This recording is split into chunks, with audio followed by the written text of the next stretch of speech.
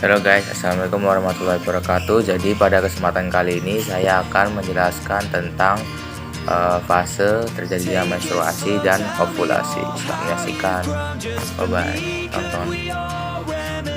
Menstruasi adalah peluruhan lapisan dinding rahim atau endometrium yang menebal melalui vagina. Cairan menstruasi mengandung darah, sel-sel dari lapisan rahim, sel endometrium, dan lendir. Panjang rata-rata suatu periode adalah 3-7 hari.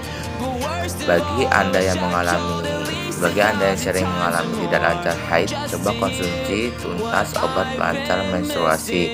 Tuntas kapsul 10S adalah obat yang dapat melancarkan haid, mengatasi terlambatnya datang bulan dan rasa nyeri saat haid.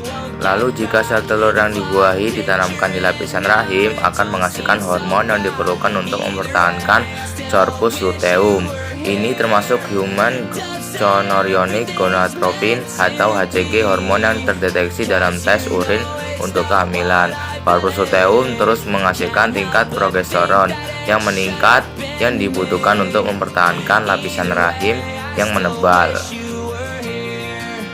Jika kehamilan tidak terjadi, maka korpus luteum mati pada hari ke-22 dalam siklus 28 hari.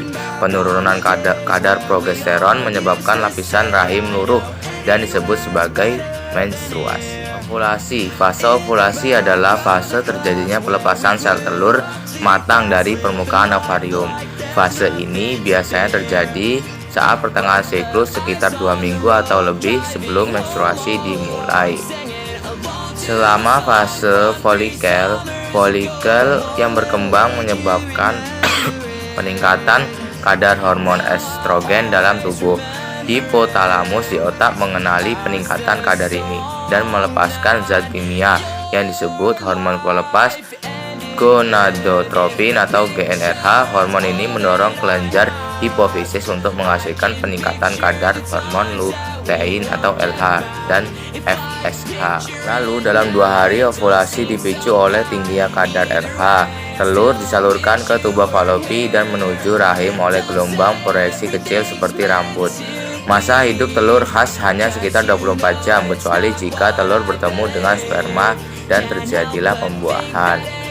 Ketika Anda ingin memiliki bayi, Anda dapat meningkatkan peluang Anda untuk hamil jika Anda tahu tentang ovulasi dan masa subur dalam siklus menstruasi. Oke, that's all from me. Thank you. See you. Bye-bye.